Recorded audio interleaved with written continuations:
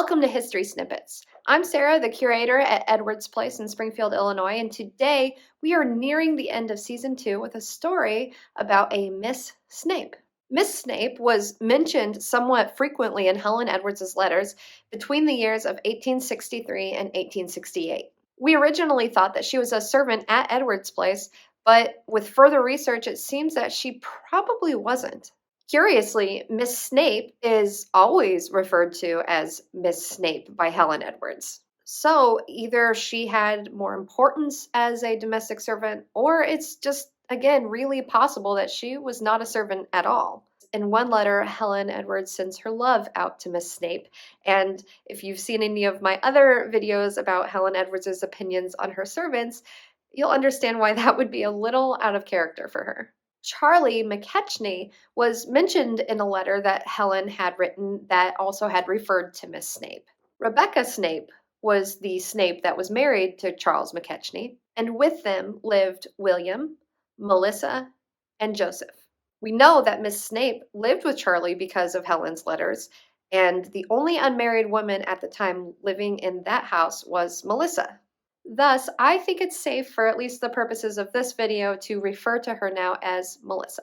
There's really little else that we know about Melissa except for a couple of things. First, Melissa's life was a bit different from the Edwardses. While the Edwards family was busy hosting dinner parties for politicians and other notables in town, Melissa had yet to even try some of the foods that the Edwards family probably took for granted. Helen once wrote, "Mike Kenny bought me a few Lawtons yesterday, and I took a small bowlful to Miss Snape. She had been longing for fruit, but said she had not even smelt strawberries and had only a taste of the tasteless black raspberry." At that time, strawberries, for example, were just starting to be grown commercially in America, so it was possible that they were still unavailable to some people. And of course, that's the case with many things. Melissa would have had a lot less available to her at the time, and Helen seemed to be conscious about that. Again, another difference from some of the servants that did work for the Edwardses. Another thing we know about Melissa is that she had a debilitating illness that had become disabling for her. It was referred to at the time as congestion of the lungs, which basically means that there was fluid or blood buildup in the lungs, probably from heart failure. Wednesday, Miss Snape has been very, very sick from congestion of the lungs, and I am afraid will never again be much better. After 1868, there is no more mention of Melissa in any of Helen's letters. It's possible that she moved, but based on descriptions about her illness beforehand, it's very possible that she succumbed to heart failure. And finally, we know that Melissa's home life was not great. As I mentioned earlier, she lived at the home of Charles McKechnie. Her time there was so untenable that during the height of her illness, she left and went to stay with her sister, Elizabeth Hartley, in Carrollton for a month. She was insecure enough in her future there that she did her best to think of living anywhere else that she could just to get out from under Charlie's thumb. She says if things are no better when she returns, she will try to be taken in at the Home for the Friendless. She thinks she can make herself useful there in hearing the children's lessons, teaching them to knit or sew, and in many ways helping, while she will be sure of being cared for herself.